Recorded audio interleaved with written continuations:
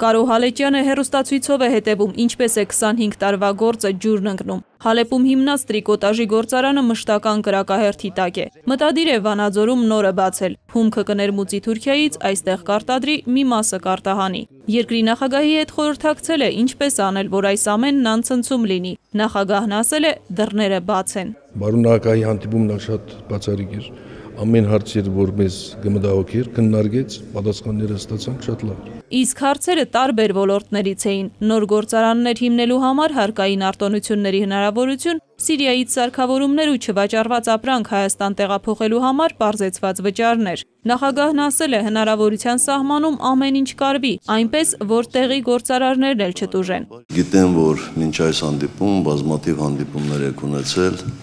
Հայաստանի տարբեր պետական հաստատություններում, բայց ես համարեցի, որ ճիշտ կլինի,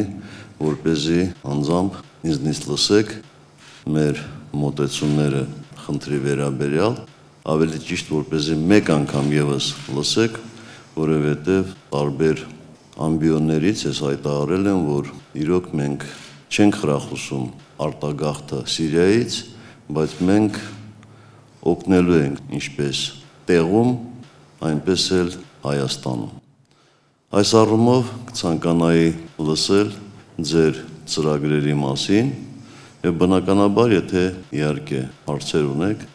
պատասխանել այդ հարցերին։ Մանավանդ որ այստեղ ներկա են մեր պաշտոնյաները, որոնք կարող են լիարժեքորեն պատասխանել ձեր հարցերին։ Սիրիայում Հայաստանի պատվոհյուպատոս Սուրեն Վարդանյանն ասում է, ներդրումներ անելու համար Հայաստանը վստահելի երկիր է։ 3 եղբայր ենք, մենք արդեն ըստեղ գործարան բացել ենք եւ իրական բիզնես դարձել է եւ մենք գարաչարգենք ամեն մեր եղբայրներուն, որ բիզնեսը իրականացնեն։ Հայաստանը լուրջ քաղաք է, գպավի մեր հայրենիքն է, մեր Հայաստանն է, գպավի մեզի որ ընդունեց, մեզի պաշտպանեց ռակետներուն դագեն, Թուրքիայի վրաններուն դագեն։ Նախագահական պալատում սիրիահայ 30 գործարարներ են։ Բիզնեսը Հայաստան տեղափոխելու մտադրություն ունեցողների թիվն անհամեմատ մեծ է։ Արդեն մի քանի ամիս նրանք այստեղ են ընտանիքներով։ Շանթ Թուֆենճյանն ասում է, 2 զավակներն արդեն հարմարվել են հայկական դպրոցին։ Ինքն էլ ուզում է բիզնեսը տեղափոխել։ Մեր բիզնեսը ընդհանրապես երկաթի արտադրություն է, որ Հալեբի մեջ ունենք 2 ընկերություն, մեծ ընկերություններ։ Հայաստանի հետ կապված բավական պլաններ կա, ուսումնասիրենք, որ Հայաստանի մեջ այդպես շարժում անենք, այսինքն երկաթի արտադրական երկրորդ հոստեղը բանալու նպատակով։ Հանրապետության նախագահի ու վարչապետի հետ քննարկումն արդյունավետ էր։ Խթանը կա, ասում են գործարարները, սպասում են գործնական քայլերի։ Հայաստանում ինչպիսի իշխանություններ լինեն, ես ձեզ հավատացնում եմ, բոլորն էլ այս խնդիրներին հոգատարությամբ կվերաբերվեն։ Այստեղ որևէ կասկած չկա։ Այլ կերպ լինել չի կարող, ուղղակի չի կարող։ Դա Հայաստանի իշխանությունների պարտականությունն է։ Եվ որքան լավ կատարենք մեր պարտքը, մեր պարտականությունը,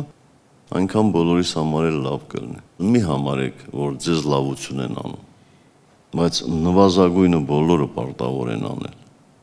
Ես չեմ պատկերացնում, թե Հայաստանում կարող է իշխանություններ լինեն երբևէ, որ այդ նվազագույնն էլ չանեն։ Հայաստանին սրտով արդեն կապված են, մնում է գործերն էլ հաջողեն ու կյանքը հունի մեջ կընկնի։